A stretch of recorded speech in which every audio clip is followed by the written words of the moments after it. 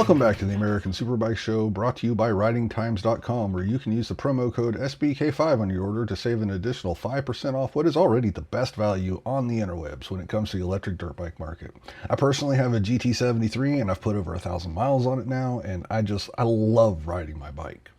Another person that loves to ride just about any and all kinds of two-wheeled machinery is Eli Block.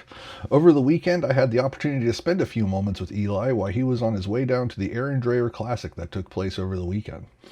Eli was able to take place in the MotoAmerica Twins Cup opening round at Daytona and secured finishes in the points in both races, including a top 10 finish in race 2.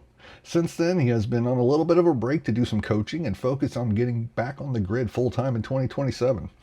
Now, Eli and his dad have built a couple of Aprilla RS660s, and they took them out to the Midsummer Loudon Classic, and they put on a show.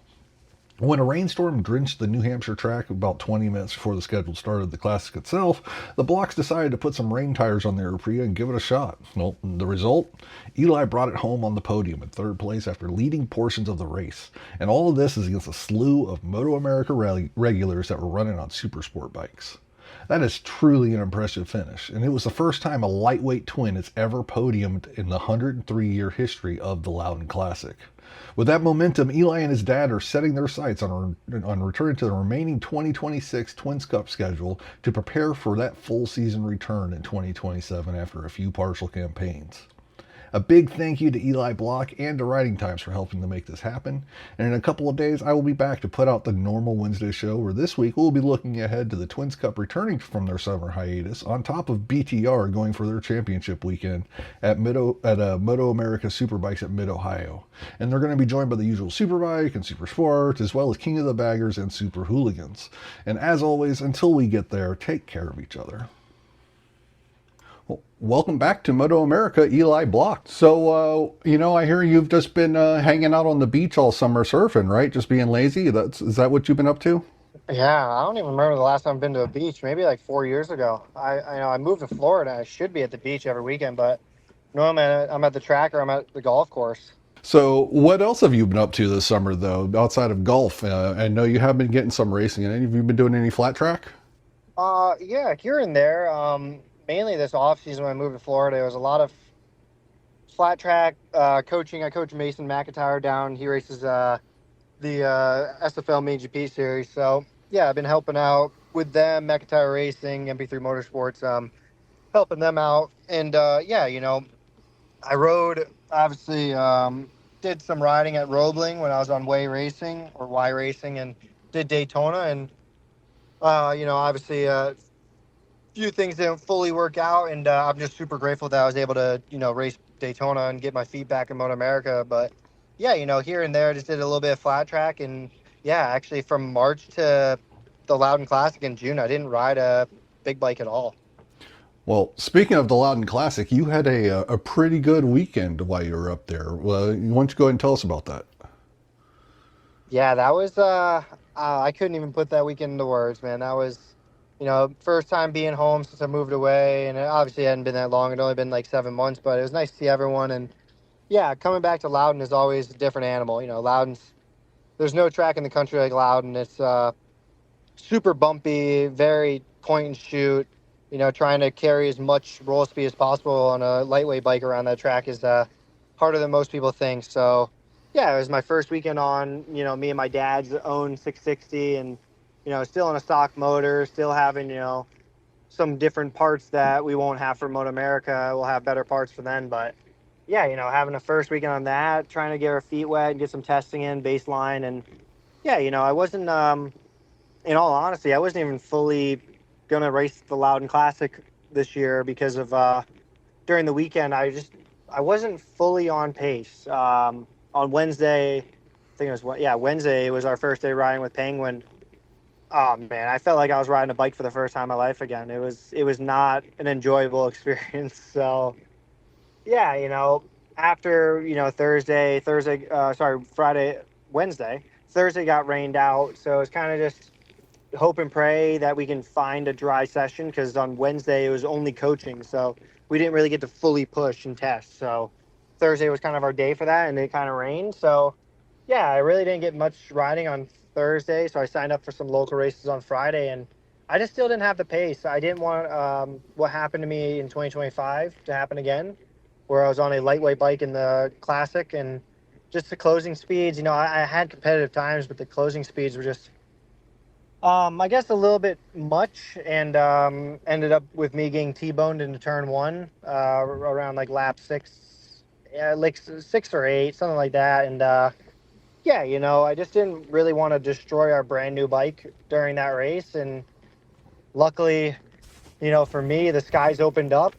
And yeah, like 20 minutes before the race, up until then, I wasn't going to race Classic. And then once the skies opened up, it started downpouring. We ran back, changed tires. And yeah, went from 18th to third on the first lap, crossed the line in first on the second lap. And unlucky for me, we had a red flag, and we had to regrid. And yeah, after the restart, by around lap 6, I took the lead and led 10 laps. And by that time, the track was already starting to dry out, and Ty Scott and Brandon Posh were just putting down really good pace, and they were able to get me out of the corner and drive me down the straightaway. They probably had 20 mile per hour on me. So, you know, as the track dried out, they were able to put down more power, and it's kind of it fell into the pace fell into their lap. So, yeah, you know, I'm super grateful. You know, first ever lightweight twin to ever podium in the 103 years of the Loudon Classic. It was pretty cool, but my bank account would have really liked that win instead.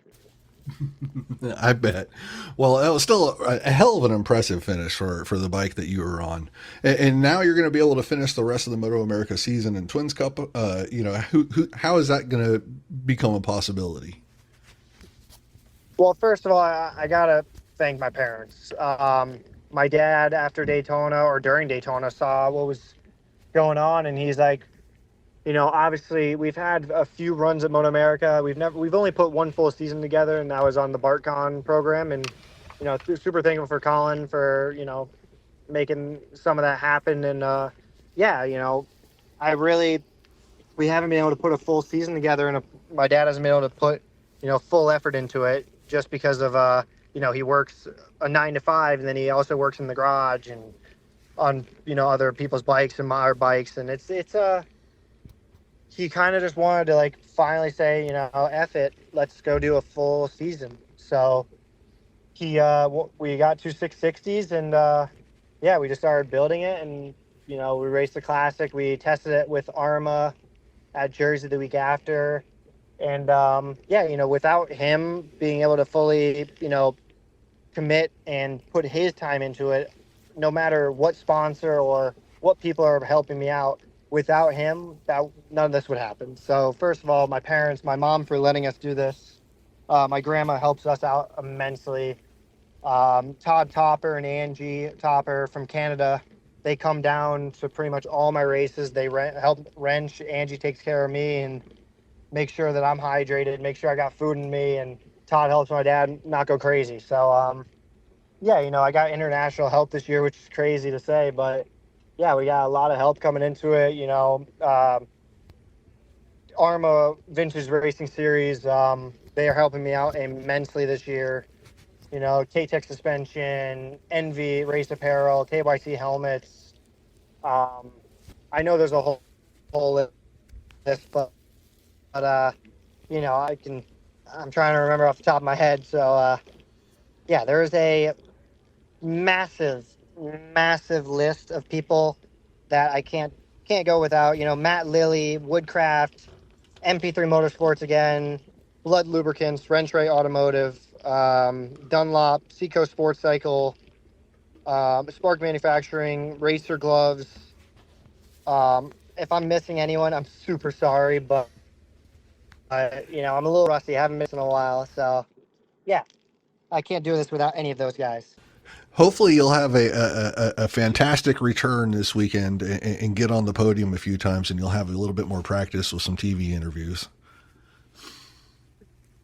I wouldn't mind that. You know, Mid Ohio, I've only been there once, and it's unfortunate that we couldn't make it there this weekend for the Vintage Days, because I know every one of their mothers is there practicing and getting testing done. And yeah, I actually almost thought that for a minute that I had the dates wrong when I saw all the Instagram posts of people in Mid Ohio, and I was just like, "Is the race this weekend?" And I just got it wrong.